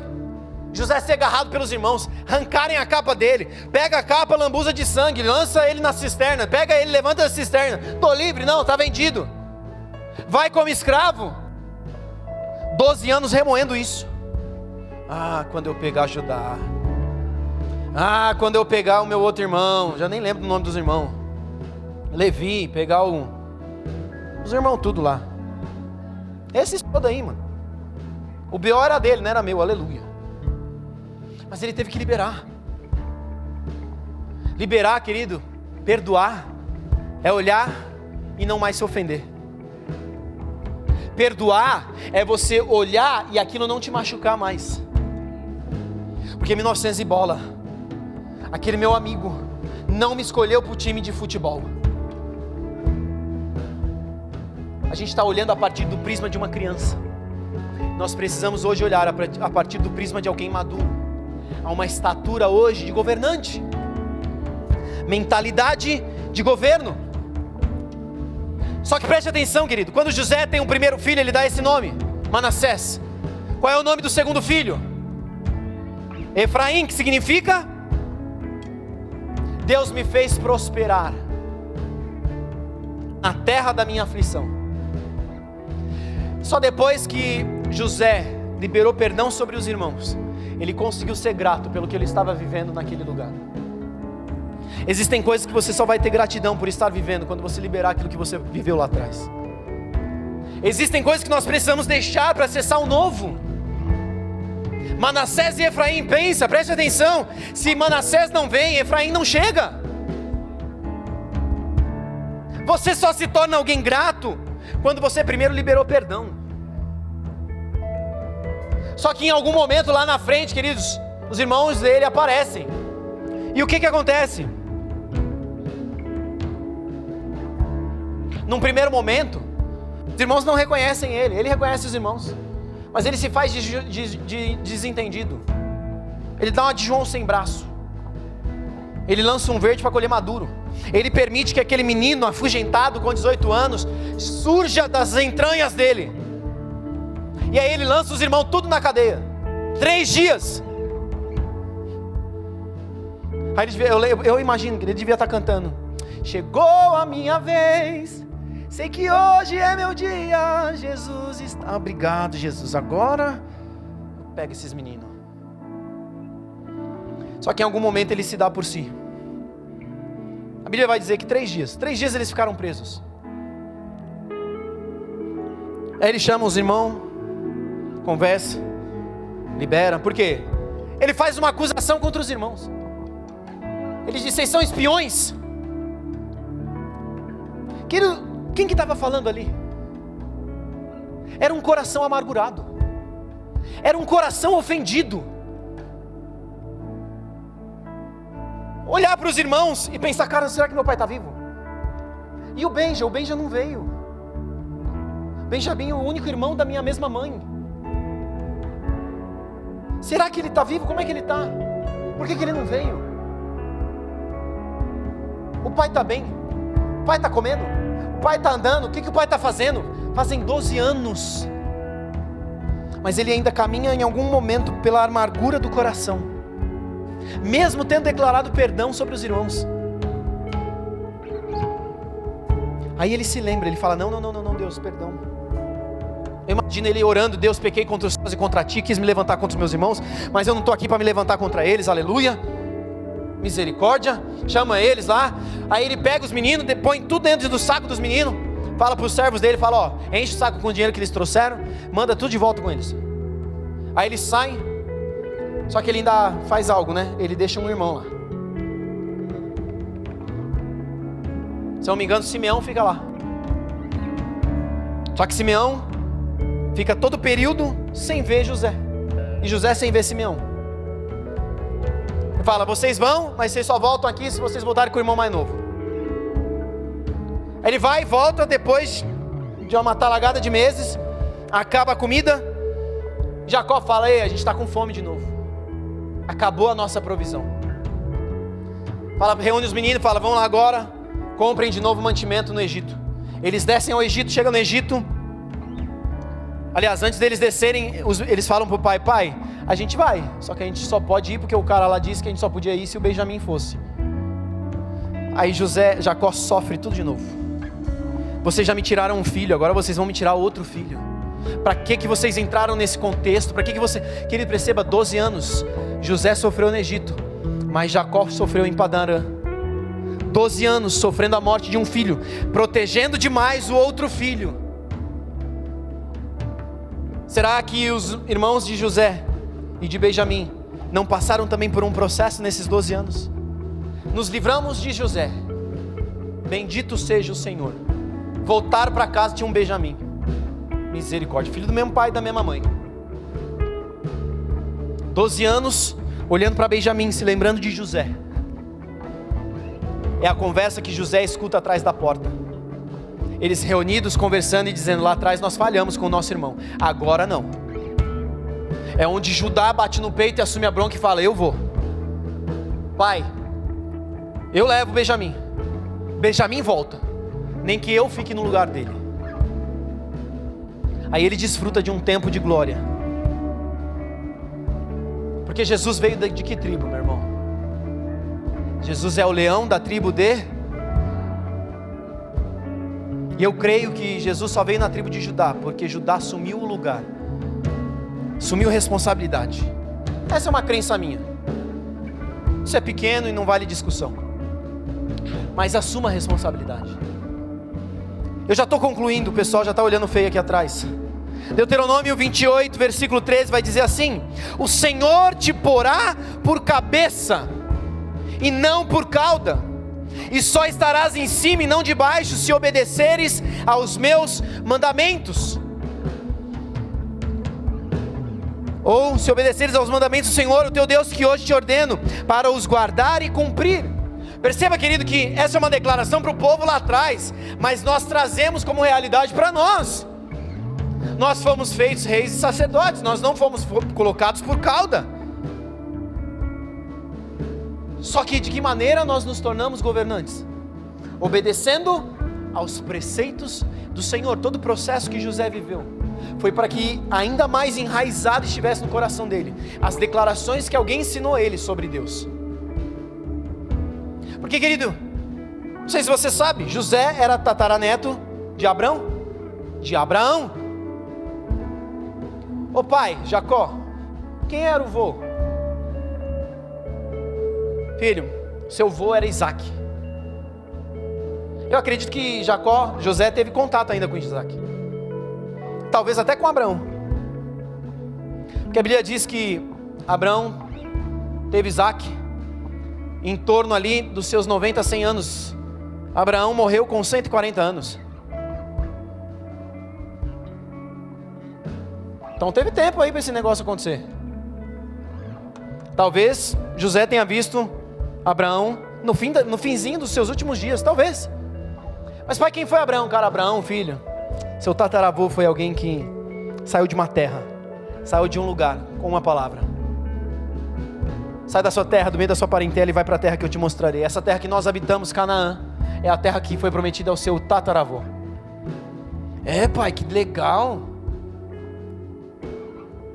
E o bisavô? O bisavô foi Isaac. Deus deu Isaac para Abraão, mas no meio desse caminho Deus falou para Abraão: Abraão, sacrifica Isaac. Imagina o José. E agora? Aí, filho, a gente subiu. A gente não, né? O seu avô e o seu bisavô. Seu tataravô e o seu bisavô.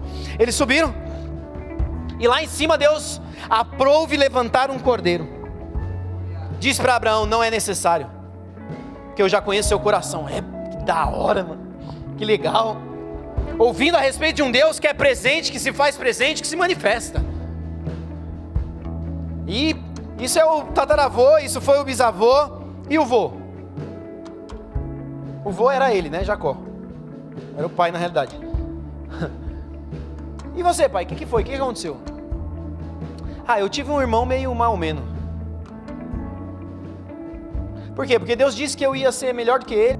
Só que aí eu roubei dele a primogenitura e o direito de primogenitura. Aí eu fugi, a gente não se vê tem 200 anos. E aí ele ouve basicamente todos os relatos, todas as histórias. Só que até então era o Deus do pai, o Deus do vô, o Deus do bisavô. Mas aí então começa a ser o Deus dele. Deus dá um sonho para José. Deus dá 2 sonhos para José. Você já parou para pensar, querido, que a partir de 2 sonhos a vida de José virou de cabeça para baixo? Sim, teve a parte dele de erro, teve. Mas Deus podia ter aliviado, sim ou não? Ele é Deus, mano. Só que José precisou passar por um processo de 12 anos para se tornar um governante que poderia exercer governo sem exercer juízo. Quando a gente exige demais aquilo que é justiça sobre mim, o que eu estou pedindo é juízo. Só que a gente se esquece que o que a gente merecia era a morte. O que a gente merecia era a aplicação do que nós vivemos em pecado, porque todos nós pecamos. Se você não peca, confessa agora que você está pecando, já mentindo. Nós precisamos de graça e misericórdia. Nós precisamos do favor do Senhor. E existe uma graça ministrada, derramada sobre nós. Que ele se coloque de pé no seu lugar. Transformação requer sacrifício. Até os discípulos que foram chamados por Jesus, se você ler bem friamente a Bíblia, você vai falar: cara, é milagre eles seguirem Jesus. É milagre, talvez seja um milagre eles seguirem Jesus. Mas eles tiveram que se sujeitar a um processo de 3 anos. Em algum momento Pedro, ele exerce governo sobre si e anda sobre as águas, por causa de uma palavra. Mas em outro momento, caminhando pelo medo, ele abre mão do governo e caminha pelo medo e nega Jesus. Quem é o Pedro? O que governa ou o que tem medo? Pedro é aquele que ama a Deus, que ama Jesus, porque Jesus chega para ele e diz: tu me amas? Ele diz: eu te amo. Tu me amas? Eu te amo. Tu me amas? Eu te amo. Então cuida das minhas ovelhas. Davi foi um grande governante, mas em algum momento, não sei se por preguiça, não sei se por indiferença, não sei, ele vai para a sacada da sua casa e fica olhando para a vizinha lá, bonita, cheirosinha, estou sentindo o cheiro daqui, manda trazer ela. Davi caminha por um lugar que não era de governo, mas quando confrontado, Davi se arrepende e diz: Deus, pequei contra os céus e contra ti. Depois, ou aliás, antes disso, ele olha para Saul e ele diz: ninguém toque em Saul, porque ele é ungido do Senhor. E querido, toda vez que eu disser sobre você, não se compare a Saul. Porque eu já ouvi gente dizendo isso: se falarem sobre mim que você é ungido do Senhor, está te comparando a Saul, um líder ruim. Eu falei, quando Davi diz isso sobre Saul, não tem a ver com Saul, tem a ver com Davi. Quando Davi olha para Saul e diz: ele é ungido do Senhor e ninguém toca nele, ele está reconhecendo a soberania de Deus. Ele está reconhecendo que o processo que ele precisava passar para assumir o governo, ele ainda não havia vivido. E ele submete a vida dele ao Senhor. Mas em tudo isso, ele está sendo preparado mentalmente também para governar. Aí no episódio de Batseba, ele quebra quase que os 10 mandamentos. Ele mente, ele engana, ele manipula, ele embebeda o cara. Só que ele se arrepende. A diferença, querido, entre Saul e Davi é que Davi se arrependeu. Saul provavelmente errou muito menos que Davi. Se a gente fizer um paralelo ainda, queridos, com Davi e Adão, quem errou mais? Adão errou uma vez, e a gente está pagando esse erro dele até hoje.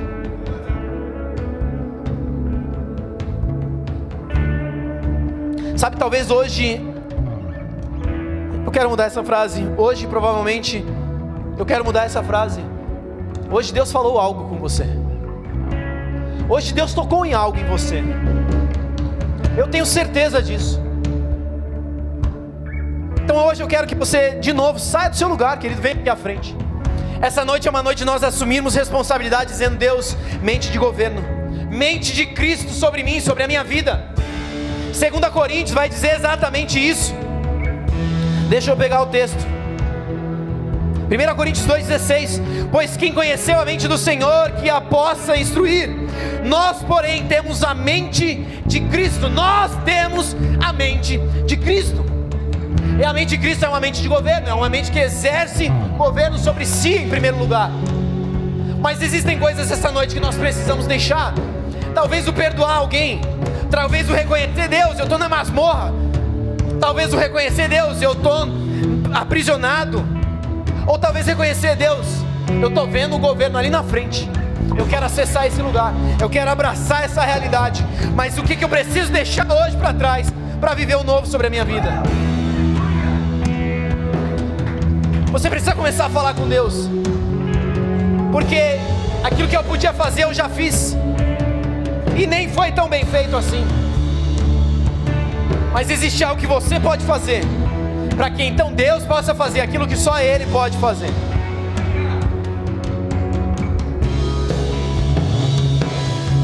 Comece a falar com Deus. Se você não reconheceu nada em você, dê um passo agora dizendo: Deus, eu não reconheci nada, mas eu tenho certeza que tem algo em mim que precisa ser mudado. Até meu ser desfeito. Querido, pensa num cara que confronta as palavras que Deus libera sobre mim. Profecia, a gente recebe profecia aqui. Aumenta pra mim, Miguel, um pouco o microfone, por favor. A gente recebe às vezes profecia e eu falo: Deus, beleza, profecia legal, maravilhosa. E no ano 7º de vocês vão explodir. Aleluia, Deus. Mas o que eu preciso mudar? O que precisa existir em mim de mudança hoje, para que amanhã eu viva tudo aquilo que Ele está declarando sobre mim? Talvez seja somente você reconhecer: ei, eu estou num cárcere. Não é um cárcere externo, mas é interno. Existem coisas em mim que precisam ser lançadas para fora hoje. Então comece a se colocar em Deus agora.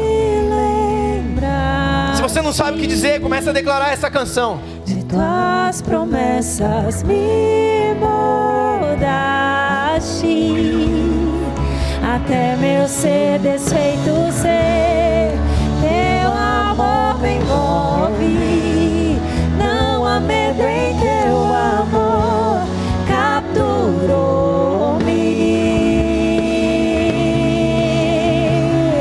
Me lembraste de tuas promessas, me moldaste, até meu ser desfeito ser. Os líderes da casa podem orar aqui pelos irmãos. Pedro, Edinho, Fê e Adai podem orar. E para ti eu vou, e para ti eu vou, e para ti eu vou, me rendo a ti.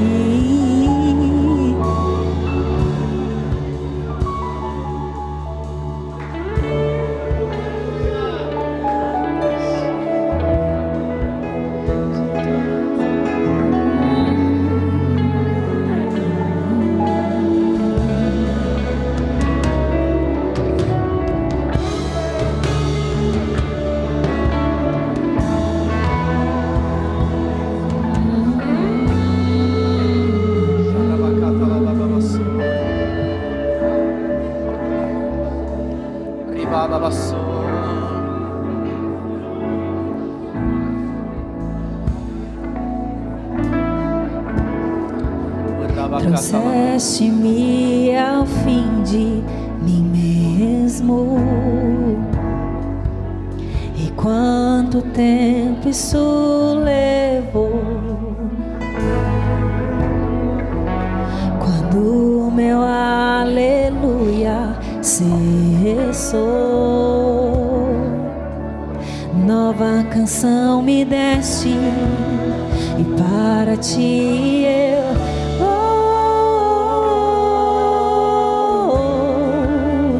para ti eu vou, e para ti eu vou, me rendo a ti.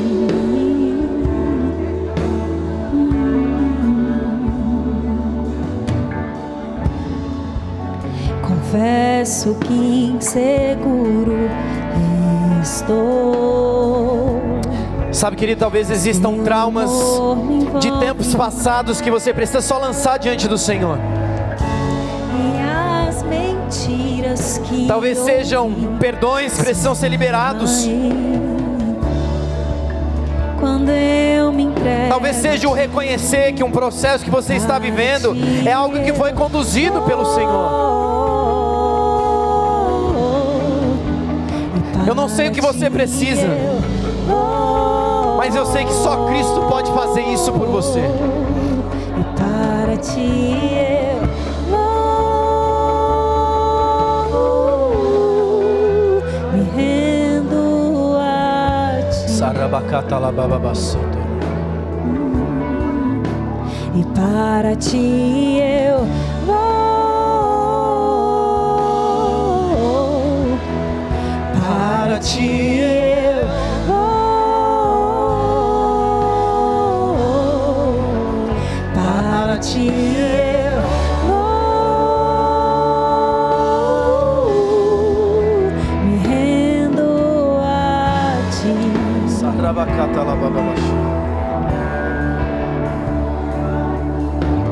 Me lembraste de tuas promessas, me moldaste até meu ser desfeito ser. Teu amor me envolve, não há medo em teu amor, capturou-me.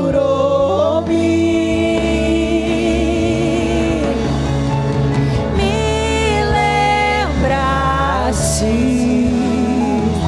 de tuas promessas, me moldaste até meu ser desfeito ser. Teu amor me envolve, não há medo em teu amor, capturou-me.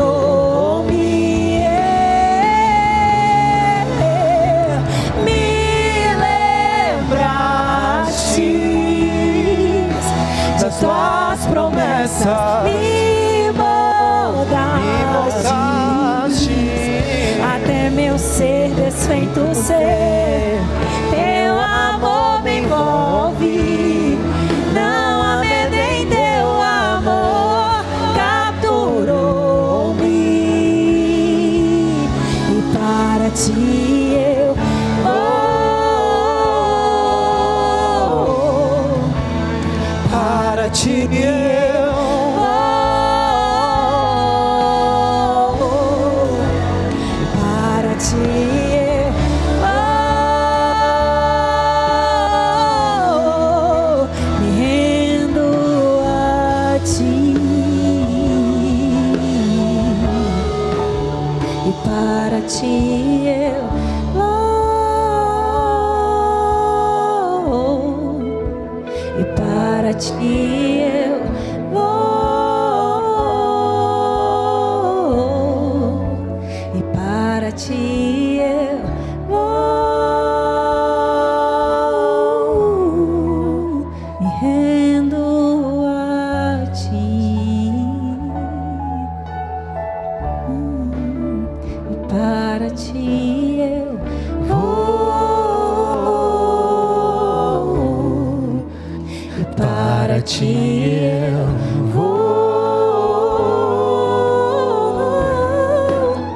e para ti eu vou, me rendo a ti.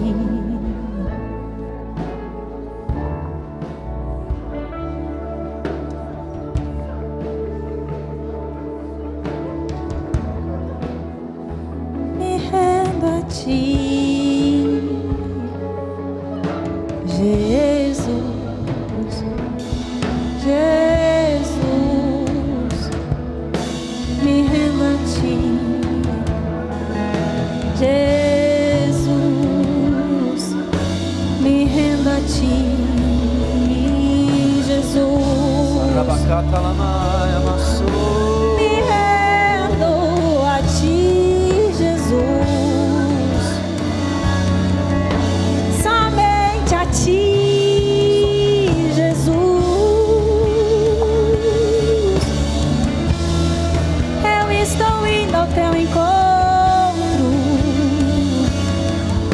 para ti eu vou, para ti eu vou,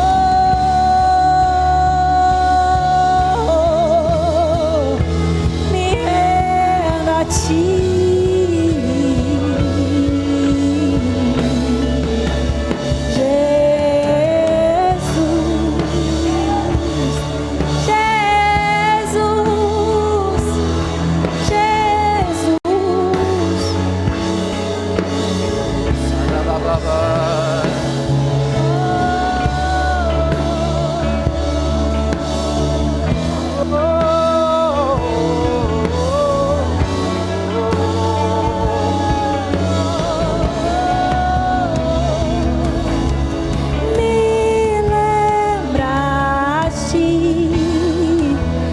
Tuas promessas me moldaste,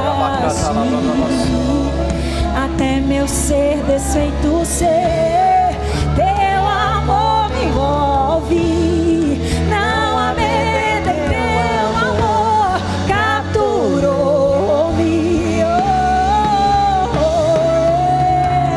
me lembraste de tuas promessas, me moldaste, até meu ser desfeito ser, teu amor me envolve, não há medo em teu amor, capturou-me.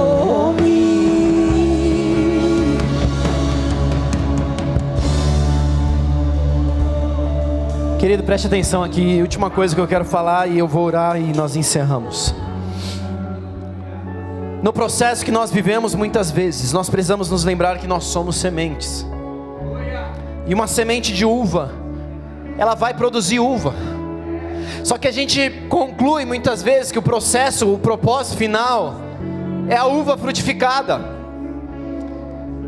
Só que nós nos esquecemos, queridos, que quando vem a uva, ela pode ser consumida de 3 maneiras diferentes. Ela pode ser lavada e consumida enquanto fruta. Ela pode ser espremida e a partir dela gerado um suco. Ou ainda a partir dela, ela pode ser de novo espremida, mas lançada num barril onde ela fica por meses fermentando ali, até que ela se torne vinho. Tanto quanto vinho, quanto suco, ou como uva, os 3 processos finais, eles vão acabar num ambiente de mesa, onde alguém vai degustar daquilo que foi gerado por meio de você. E a mesa, queridos, ela vai estabelecer, ela vai construir um ambiente de relacionamento, um ambiente de vida, um ambiente de verdade. E outras coisas começarão a ser germinadas, geradas ali, a partir desse lugar. Então entenda, querido, aquilo que você vive hoje, quando alcança o seu propósito, não acaba em você. Tudo aquilo que você passa como processo, atingindo um propósito, vai alcançar talvez gerações e gerações. Porque vai vir um tempo de semeadura. A partir dessa semente lançada vai vir um tempo de colheita, a primeira safra. Depois você é podado para uma segunda safra. Depois você é podado de novo para uma terceira safra. E cada uma dessas safras vai alcançar mesas diferentes, que vão tocar vidas diferentes, que vão tocar outras vidas também. E isso tudo vai se multiplicando. Tudo aquilo que Deus quer fazer por meio de você não acaba em você. Você não é o fim do seu propósito. Você é só um meio para que outros propósitos sejam também alcançados. Então se permita viver tudo aquilo que Deus tem para você, em nome de Jesus. E eu quero orar com você, Pai. Essa foi a sua palavra, nós tivemos um tempo de ministração, de oração aqui. A começar de mim, Pai, eu reconheço que existem coisas que eu preciso deixar hoje para trás. Talvez dores, talvez traumas, talvez o liberar de perdão sobre alguma situação ou pessoas. Mas eu não quero mais, Pai, estar preso àquilo que eu vivi no passado, me privando de viver aquilo que o Senhor tem para mim logo ali adiante. Por isso eu oro, Pai, para que isso tudo fomente, seja gerado nos nossos corações. E da mesma forma, Pai, com que José ali teve aquele momento de rompante de um menino de 18 anos vendido como escravo e decide se vingar dos irmãos, Pai. Eu oro para que o Senhor clareie as nossas mentes, para que da mesma forma que com José, ele volte ao lugar de elucidação, dizendo aí, não. Foi o Senhor que me mandou à frente, para que hoje existisse provisão sobre a terra. Nós não temos nada senão o Senhor, Pai, nós precisamos de Ti. E para isso nós oramos, por isso nós oramos. Para que o Senhor seja visto, manifesto. Para que o Senhor seja gerado, frutificado nas nossas vidas. Como o versículo que eu mencionei, Pai, Cristo em nós é a esperança da glória. Tudo que há em nós que não é o Cristo, Pai, é fruto de nós mesmos, e a única coisa que nós precisamos é da sua misericórdia. Mas quando o Cristo em nós, a graça é manifesta, a glória é derramada, para que o Senhor seja exaltado. Para isso nós oramos, Pai, que as nossas vidas sejam guardadas no Senhor, para que a nossa mente, Pai, os nossos corações, a partir de tudo isso que nós ouvimos nesses últimos domingos, Pai, exercendo governo sobre nós mesmos, e talvez também, Pai, para posições de liderança, de governo em alguma esfera, de alguma maneira, Pai, no trabalho, aqui na igreja, na política, onde quer que seja, para que o Seu nome seja visto em nós, para que o Senhor seja manifesto a partir de nós, Pai, como homens e mulheres íntegros, dotados, Pai, de graça, como José, para administrar, para apontar um caminho, para dar uma direção, mas para fazer também tudo que precisa ser feito, tudo que deve ser feito. Que as nossas vidas sejam marcadas, Pai, pela mudança de uma estação sobre nós. Talvez hoje seja uma mudança de veste apenas, para que depois uma outra mudança de veste, como José teve que passar por 4 mudanças de vestes até atingir o seu propósito. Nós oramos, Pai, para que as vestes sejam mudadas, mas para que o propósito seja derramado e liberado, Pai, para que toda uma geração possa ser tocada. Eu não estou falando, Pai, de 1 bilhão de vidas, mas eu estou falando de uma vida aqui tocada, que sai e lá fora toca alguém, e esse alguém troca um outro alguém. Isso tudo vai sendo frutificado, disseminado, Pai. Uma geração inteira é tocada a partir de algo muito simples: o Seu amor por nós, o Seu toque em nós, a Sua graça a partir de nós. Que as nossas vidas sejam marcadas, Pai, pela mudança dessa estação.